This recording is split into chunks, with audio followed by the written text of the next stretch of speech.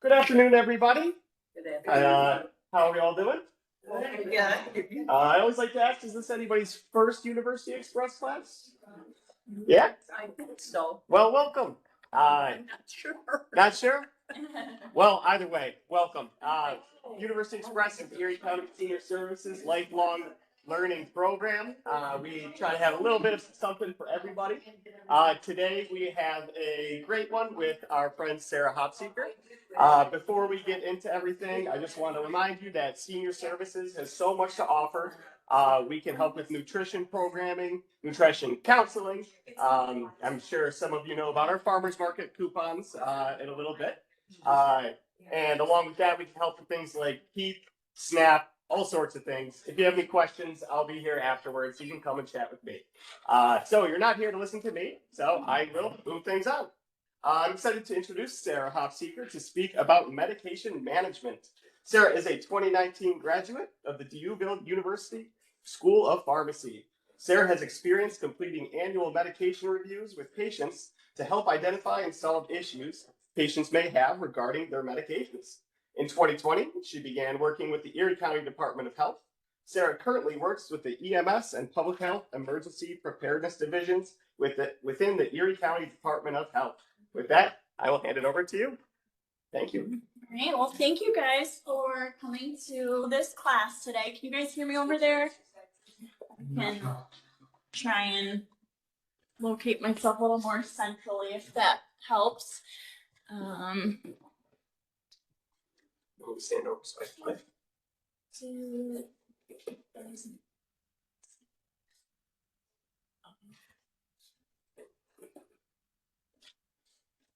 Okay, so today we're going to talk about medication management, and a lot of that is our medication adherence. So filling our prescriptions on time and then taking our medications on schedule and as they were prescribed for us. Now, we all can have issues with managing all of our medications, whether we're on one or two medications or we're on a dozen. It gets tricky and it's almost impossible to do it 100% correctly 100% of the time.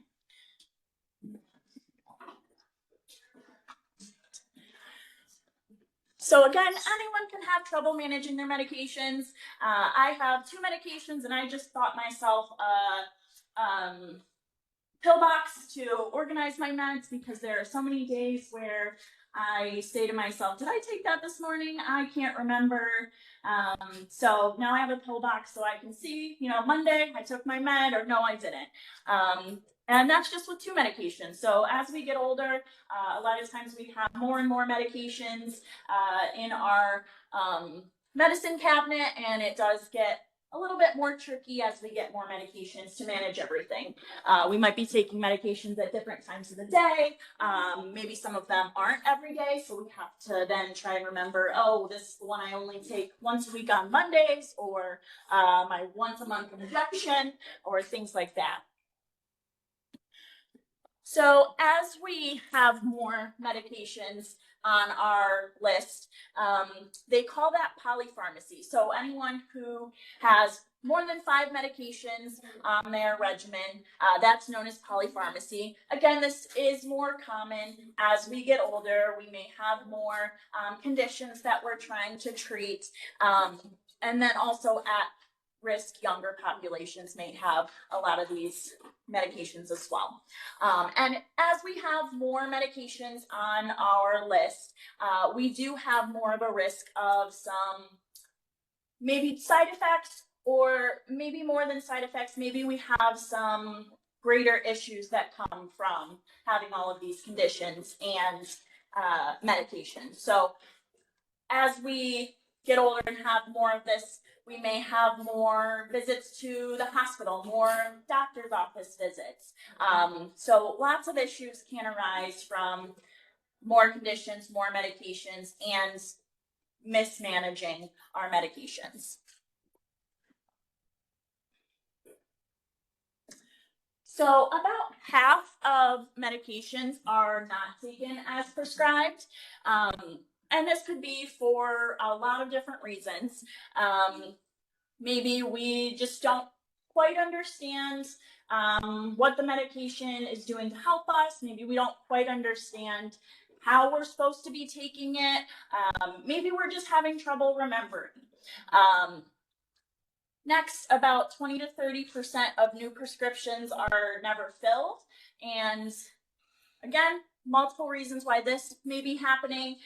Maybe we're not filling it because we're a little bit nervous about this new medication that we've just been prescribed. Maybe we've been told about some side effects, or maybe we've read up on that medication ourselves and seen some side effects that we're concerned about. Or maybe we just leave the doctor's office. We don't head straight to the pharmacy because it probably won't be ready. And then it's just kind of out of sight, out of mind. And then it's a couple weeks later and we still haven't picked up that medication. But when we are not properly adhering to our medications, when we're not taking our medications more than we are taking our medications, a lot of times this can cause health issues for us. So about 10% of hospitalizations are caused by poor medication adherence. And approximately 125,000 people do, unfortunately, pass away annually from this poor medication adherence.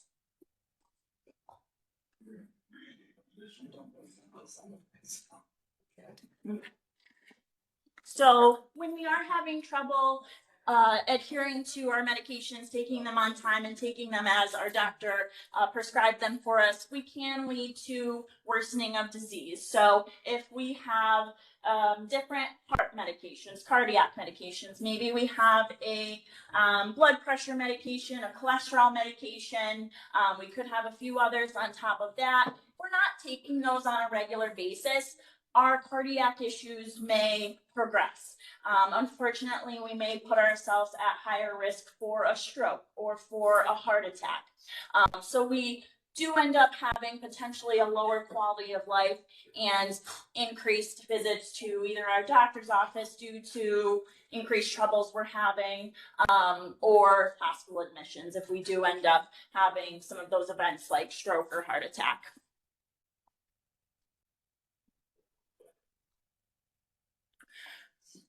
So, like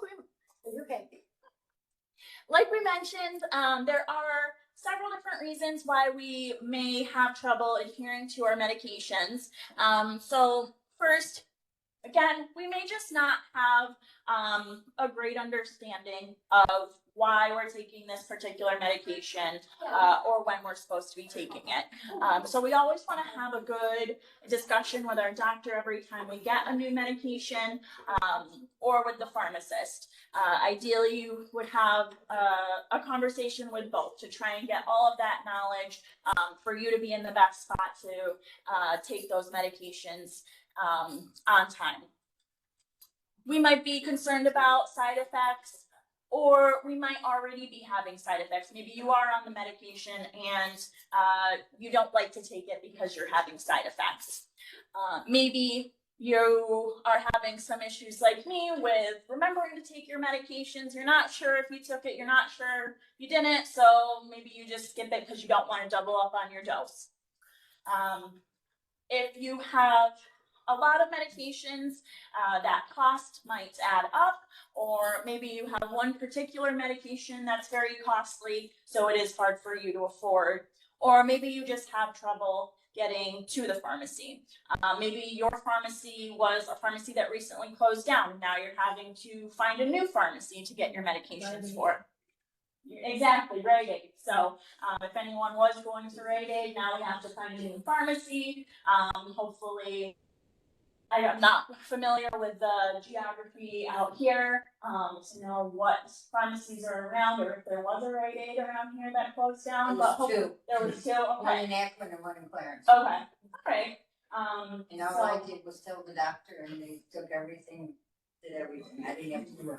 Oh, good. So hopefully there's other stuff around here in this area that you could switch to. Yes. Good. And this is not an all-inclusive list. There may be other reasons to struggle with adhering to our medications, but these are some common reasons.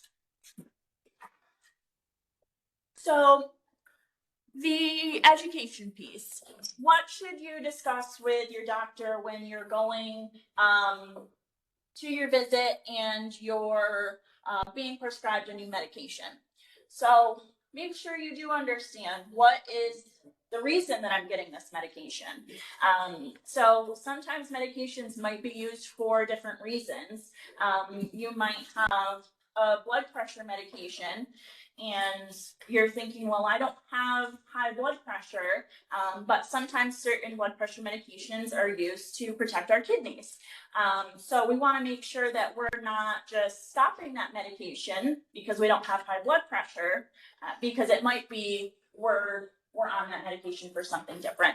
So really get a good understanding of what this medication is doing for you in particular before you leave that visit. What are the instructions for this medication? Is this something that you're taking every day? Is this something that you're taking only when you feel a certain set of symptoms? Is this something that you should be taking in the morning, at night, with food, without food? So those are all questions that your doctor or pharmacist can answer. Time frames. Is this something where I'm going to notice a difference right away? Or maybe I won't notice a difference right away. And that's something that we want to expect. If we're starting a new medication, maybe for anxiety or depression, you might be on that medicine for a few weeks and say, I don't really feel any better. What is the point of even taking this medication? But a lot of our common anxiety and depression medications do take, 6 to 8 weeks to really build up in our system for you to notice a difference. And if you were advised about that, maybe you can tell yourself, okay, like this is normal. It is building up in my system right now. I need to stick with this, keep going. Before I really do notice this difference. And then obstacles, what side effects might I encounter? So we don't want to be blindsided by side effects. Sometimes it's nice to know what to expect so we don't all of a sudden have terrible stomach aches or terrible headaches and think what's going on. At least now we know what to expect. And sometimes these side effects will minimize after a few weeks. Sometimes our body just has to get used to the medication and then they will get better over time. But sometimes the doctor or the pharmacist can give you some tips on how to make those side effects better. So if a lot of stomach upset is the issue, maybe this is a medication that you can take with food, and eating, taking your medication while eating a meal can help a lot with those stomach issues.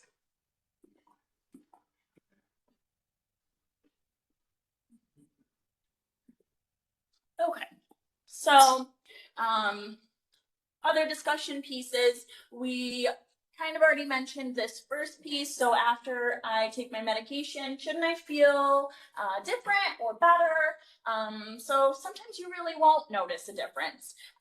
If you're taking a blood pressure medication, you might not take it and then be able to feel your blood pressure lowering.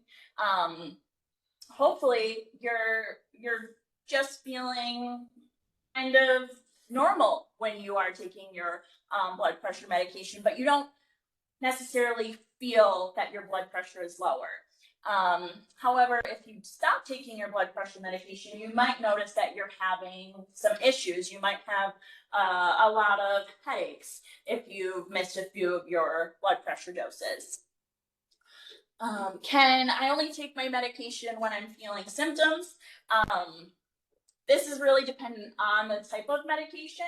So some certain pain medications maybe are meant for only when you're feeling symptoms. But most of our medications are meant to be taken every day so that they have a continued presence in your body. So that you aren't having those issues. So sometimes people will only take their rescue inhaler. Maybe you're prescribed one of the puffer albuterol inhalers, and you have another inhaler. So if we're only taking our puffer inhaler, we're not really doing anything to prevent issues in the future. So we want to make sure that we're taking our regular everyday inhaler on time every day, once a day or twice a day, depending on what inhaler you have. And then a lot of times we'll find that we don't need our rescue inhaler quite as much if we are using that regularly prescribed inhaler on time. Can we stop taking our medications once you feel better? For the most part, we never want to stop taking a medication without talking to our doctor. If you're having serious issues, definitely call the doctor, and they'll be able to make some changes if something severe is going on. But if you are hoping to get off some of your medications at your visit, have those conversations with your doctor. Sometimes we can eventually go off some medication. Maybe you're on 3 blood pressure medications and you're working really hard to eat healthy and keep active. So maybe at your next visit you can drop from 3 to 2 because you're doing so well and you have lowered your blood pressure with some of those lifestyle modifications. But talking to the doctor is the key piece there. And one thing that we never want to stop that is common for people to not finish is our antibiotics. So a lot of us will start to feel better after we start an antibiotic after a few days, which is great that we're starting to feel better, but we do want to continue that medicine until we finish the whole bottle. If we were to stop that antibiotic, we may leave some of those bad bacteria in our body, and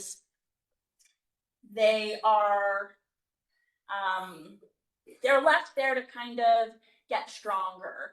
So next time we're sick and we need that antibiotic again, it might be harder for the antibiotic to treat us. And likewise, sometimes we'll go to the doctor and we don't have a bacterial infection. Maybe we have some sort of a virus and we just need to, go home, get lots of rest, and take good care of ourselves. But we really wish that we could have an antibiotic, something to make us feel better right now. But if we were to take an antibiotic when we don't have a bacterial infection, now we're killing off some of our good bacteria that actually wasn't hurting us. It actually was supposed to be there. And that can cause issues for our body too. If we're taking too much antibiotic, we're also making it harder in the future to be treated. So maybe that antibiotic that we took, there's a time in the future where we might need that, but now our body's too used to that. We're going to need something even stronger because we've kind of just used it too much.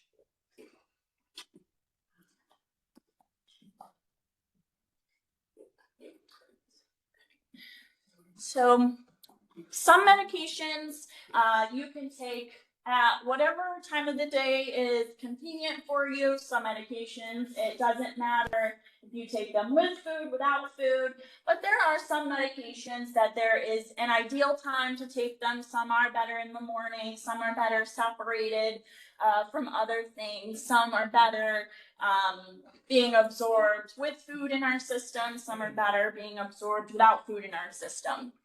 So those are good questions to ask the doctor and then again to the pharmacist before you pick that medication up. And then what if you miss a dose? So there's just a general rule of thumb that you should take your missed dose as soon as you remember it. If you're getting too close to your next scheduled dose, we never want to double up on a dose. So if you normally take your blood pressure medication at 9 a.m. And you realize at 6 a.m., oh, I never took my medication yesterday, we're not going to want to take a dose at 6 a.m. and then again at 9 a.m. because now we have double the amount of blood pressure medicine in our system, and our blood pressure might get way too low, and then we might get dizzy, we might end up falling, we might have some issues. But if you normally take it at 9 a.m. and then at noon you realize you forgot to take it, then we can go ahead and take that missed dose. And then alcohol also may interact with some of our medications, and we'll look at that in a couple slides. But a lot of times the issues with alcohol is combining a lot of medications that can make us dizzy or drowsy, and then adding alcohol on top of that could make us more dizzy or drowsy. Okay, so medication timing. Here are a few examples of some medications that there may be an ideal time to take them. So our thyroid pill, the levothyroxine, that is one of the most common examples that a lot of people are on, and generally we take our thyroid medication first thing in the morning before we eat anything else, before we take any of our other medications or supplements. And that's best for its absorption. So that is, we're taking it at that time to make sure that it's working the best for us. The next example are water pills or diuretics.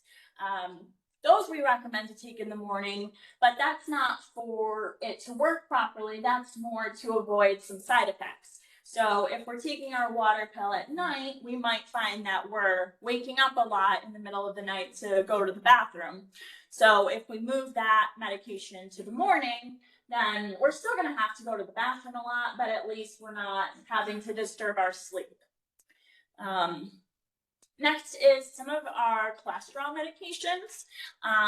And some of the cholesterol medications, it doesn't make as much of a difference if you take it in the morning or in the evening, but some of them are ideally best taken in the evening. So if you're taking simvastatin, for example, that's one where they may tell you to take it in the evening for best absorption, for it to work best. But with all of these recommendations, we also have to consider what is best for your schedule. So if you take everything in the morning and all you have to take in the evening is your simvastatin, and you forget 5 days out of 7 to take your simvastatin, maybe for your simvastatin, it is better for you to just take it in the morning, because it's better that we get that medication in our system than to only take it 2 days a week at the ideal time. So it's a risk versus benefit for a lot of these recommendations, because we have to figure out what is best for you individually. And then a lot of medications that cause drowsiness, we'll want to take at bedtime so we can sleep through some of those side effects. Sometimes that might not be possible. Maybe you're taking a pain medication and you really do need that in the morning to get through your day. You need to treat that pain. But if it's something like once a day anxiety or depression medication that causes you a lot of drowsiness, that's something that we might want to take at bedtime so we can sleep through those side effects. So next is some medications that we may not want to take with food, or some medications that we would want with food. So first we'll look at some examples of medications that are best on an empty stomach. So we already mentioned that thyroid medication, so the levothyroxine, is something that we're going to separate from all your other medications, and we're going to have that before we have breakfast or coffee. Also, our common osteoporosis medications, the bisphosphonates, that's something else that we're going to want to take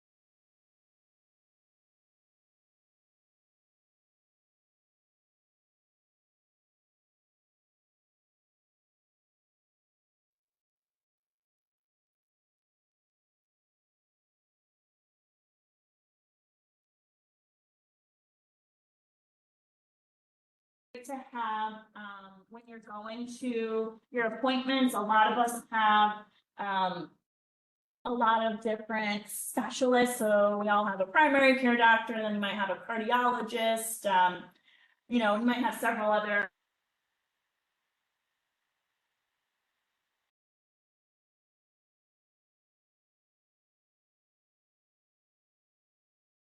Exactly, a lot of information and sometimes I believe. So you can have it already done. I would make a copy of the, before you write down them.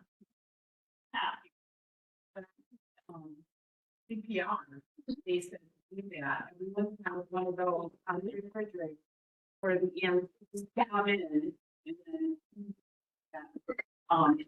fine. And they would have all that information right there for exactly.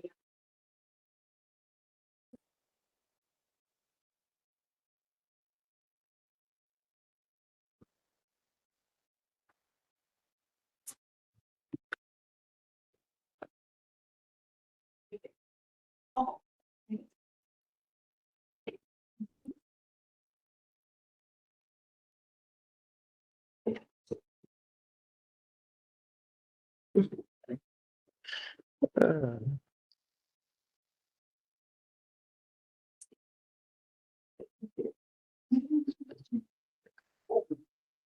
I have no idea what happened there.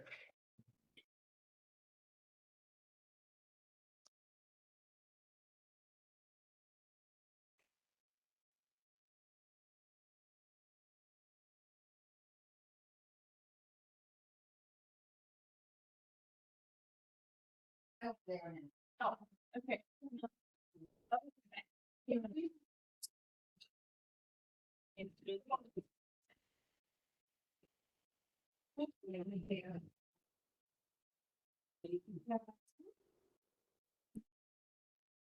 Sure.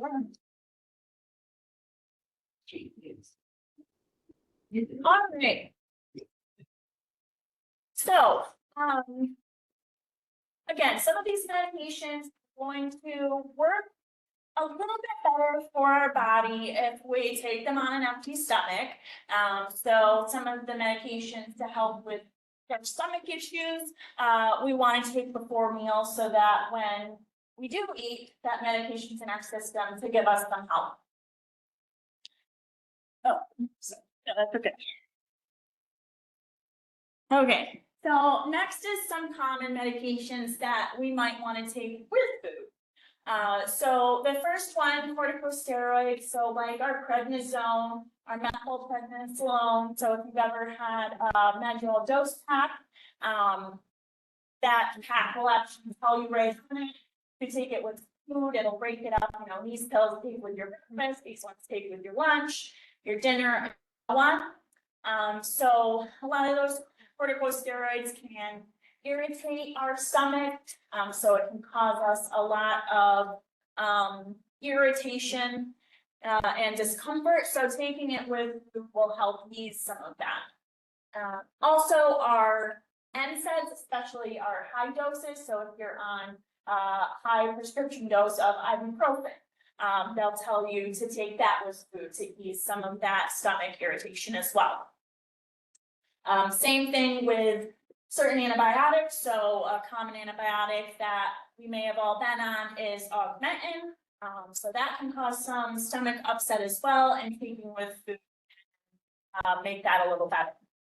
Some other medications or some other antibiotics, like nitrofurantoin, commonly used for UTIs, that one they're also going to recommend to take with food, but not because of the stomach irritation.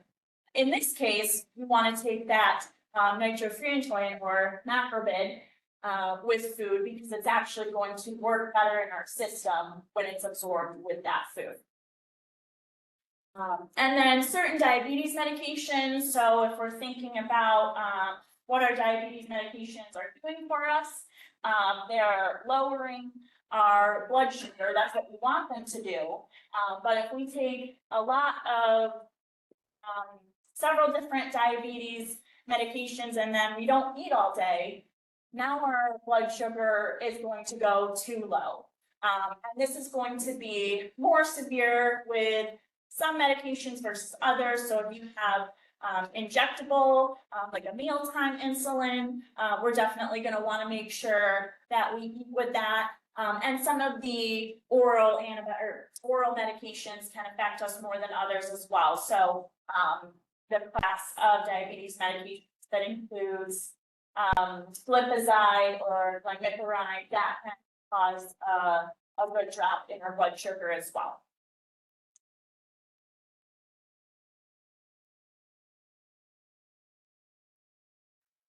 So next is alcohol.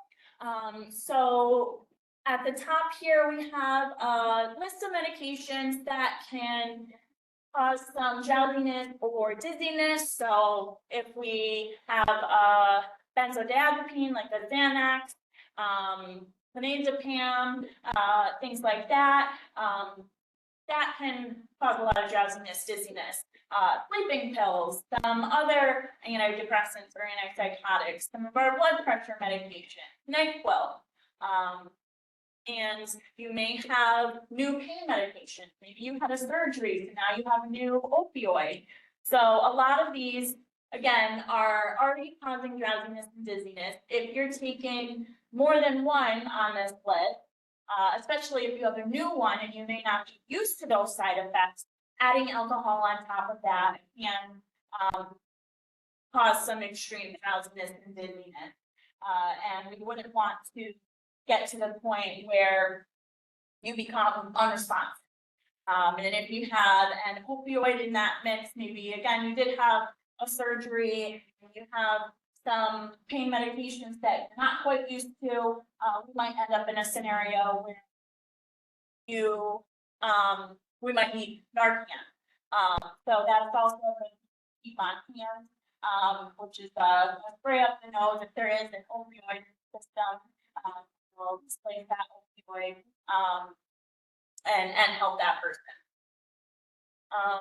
So again, a lot of these medications on this list are more than if you're going to mix with alcohol. Some medications just have a bad reaction with alcohol. So the metronidazole or Flagyl that I have in red, that's one antibiotic that's, if you were to be prescribed that, they will tell you don't drink that alcohol while you're on that medication because you will probably be violent if you were to mix them together. It's a stomach issue if you have like a GI infection. And I think, yeah, and my dog's been on it before. They use it in people and in animals, but it's a. Is there something or another kind of No, but it shouldn't. It's an antibiotic, so it would be for a bacterial infection. Yep. But for I can find some specific examples after, but it's like GI type infections.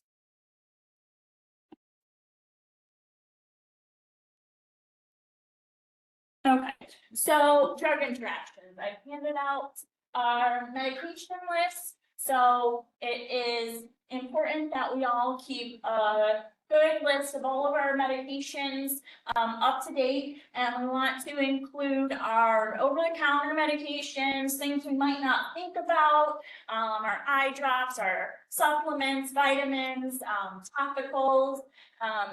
Sometimes we might not think that things we get over the counter can interact with our medications, but there are certain over the counter medications that do have a lot of interactions. So we want to include those on our list and make sure that our doctors or our pharmacists know about that so they can do that in our interaction check for you and make sure that there are no issues.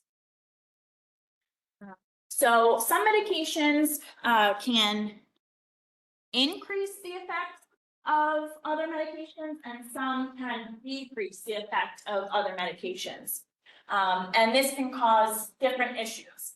So if we have an interaction where a certain med or supplement increases the,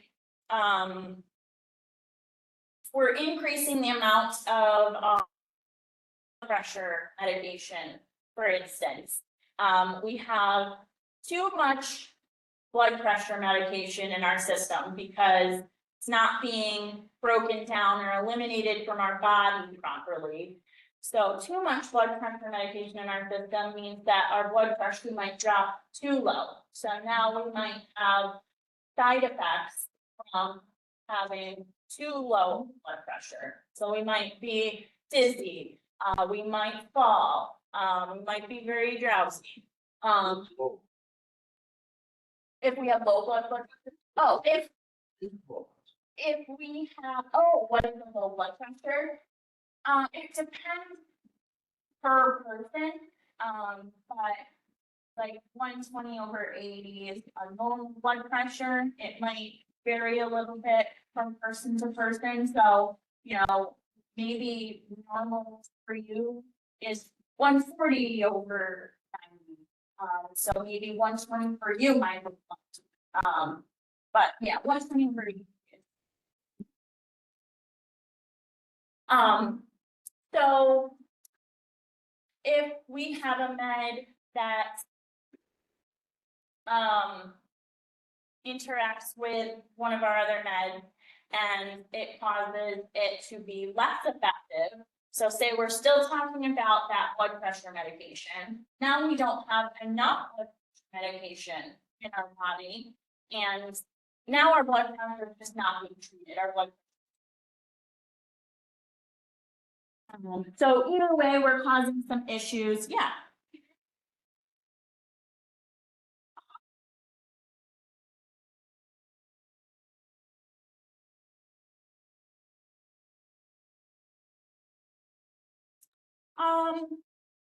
I mean,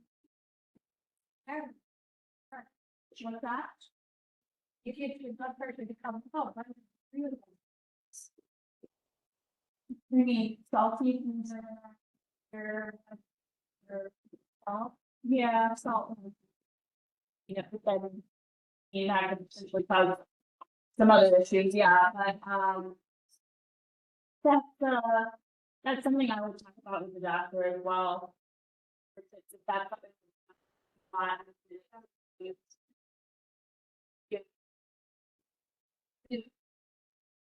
Any. Yes.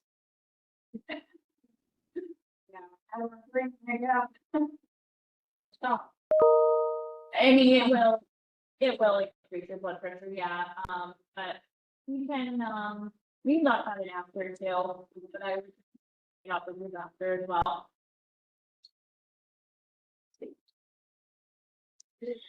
So here are some medications that cause interaction.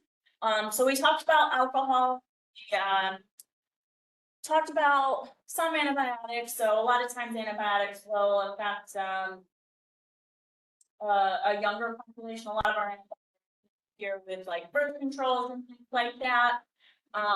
Grapefruit might be one that can affect you. So a lot of, for a lot of medications, if we have our half a grapefruit in the morning, it can prevent some of our medications from breaking down and being eliminated. So again, that means we have too much medication in our system. Say we have too much cholesterol medication in our system. So one of these side effects of cholesterol medication is a lot of muscle pain. So if we have way too much cholesterol medication in our body, we can end up having a lot of issues with some pretty severe muscle aches, and it can be something called rhabdomyolysis. No, it's just the grapefruit. Yeah, and there's no like set amount. Like, oh, you have, one small glass of grapefruit. There, yeah, but it would take time to population person. Licorice. Oh, okay. Maybe. So a lot of our cardiac medications do have a lot of drug interactions. So like our statins for our cholesterol. And then here's one of those over-the-counter medications that I mentioned. Some of those over-the-counters can cause a lot of interactions. And St. John's wort, which is used for depression, that's one of those that can unfortunately interact with a lot of our medications, a lot of our cardiac meds. So that's definitely one to check with the doctor before we start taking.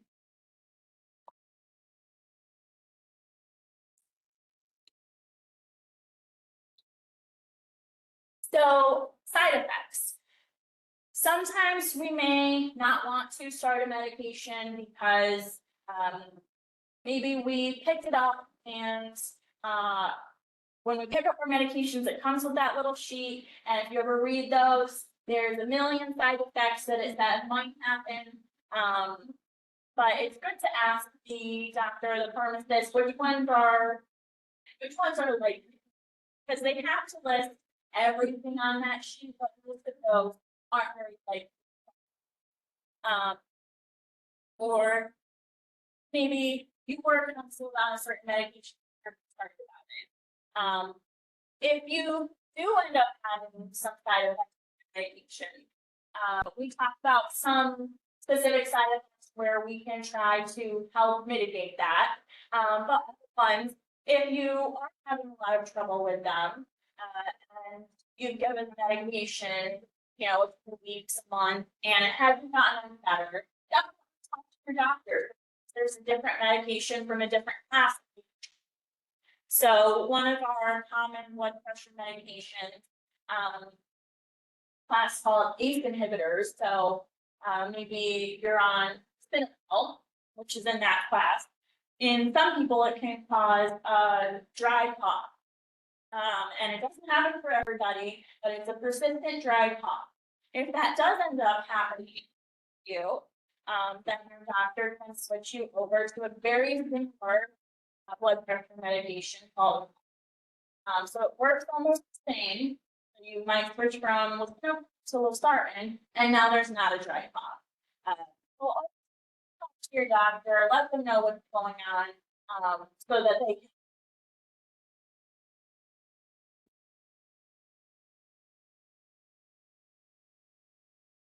So if a lot of your issues relate to remembering to take your medication, try to take them at the same time each day and associate it with something that you do each day. When you brush your teeth, all your medications are there with you and you take them after you brush your teeth or while you're making breakfast or lunch.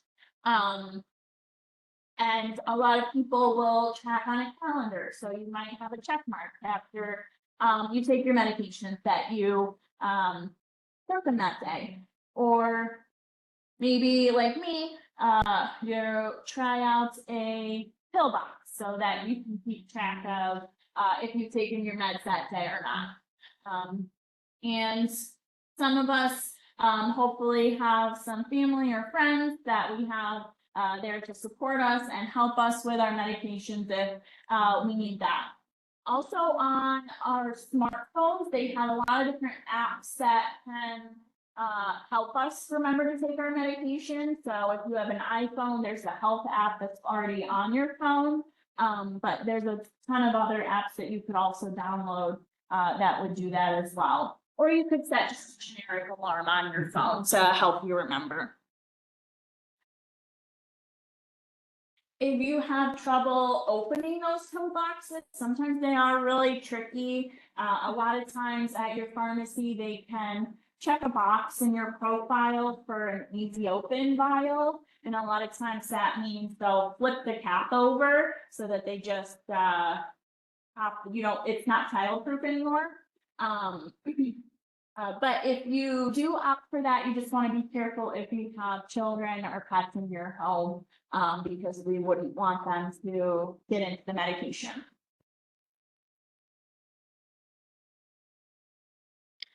And cost.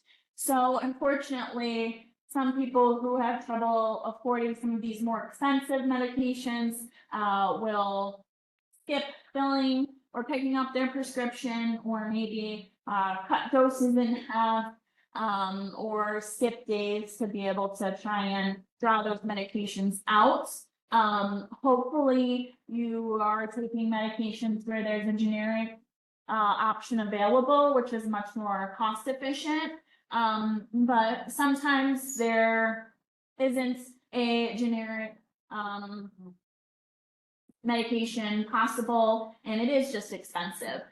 For some of those medications, they have discount cards, so some of you may have used GoodRx in the past. That can save a lot of money on certain prescriptions, but talk to your doctor if you are having a lot of trouble, and you may find that there's a back and forth between the doctor and the insurance company to find something that works for you, but hopefully they are able to end up finding something that you can afford and that does end up working for the condition that you're trying to treat.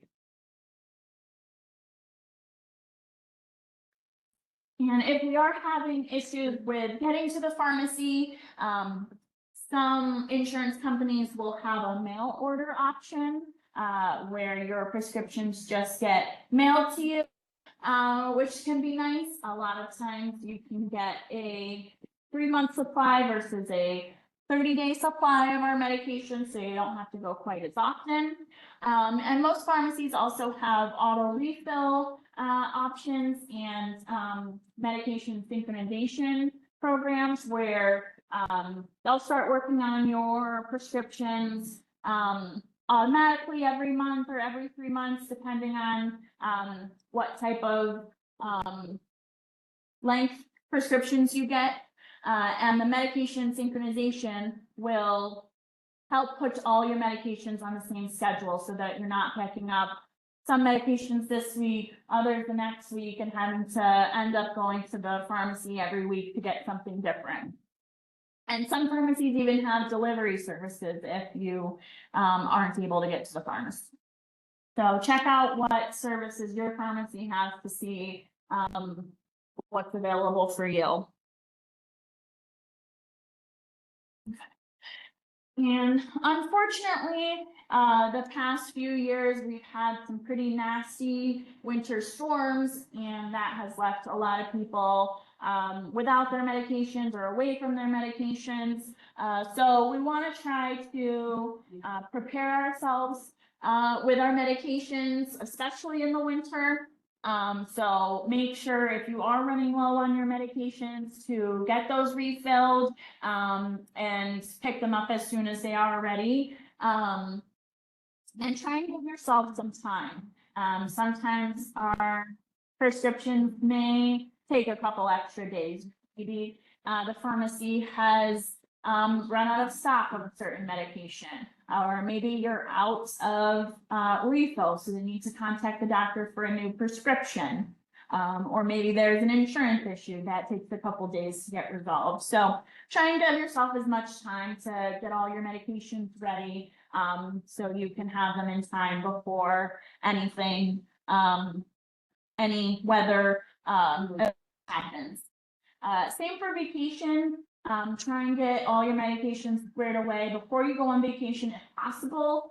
Sometimes if you're going to run out of medication while you're on vacation, they can do a medication override with your insurance company. So they will allow you to pick up a medication early sometimes in that case.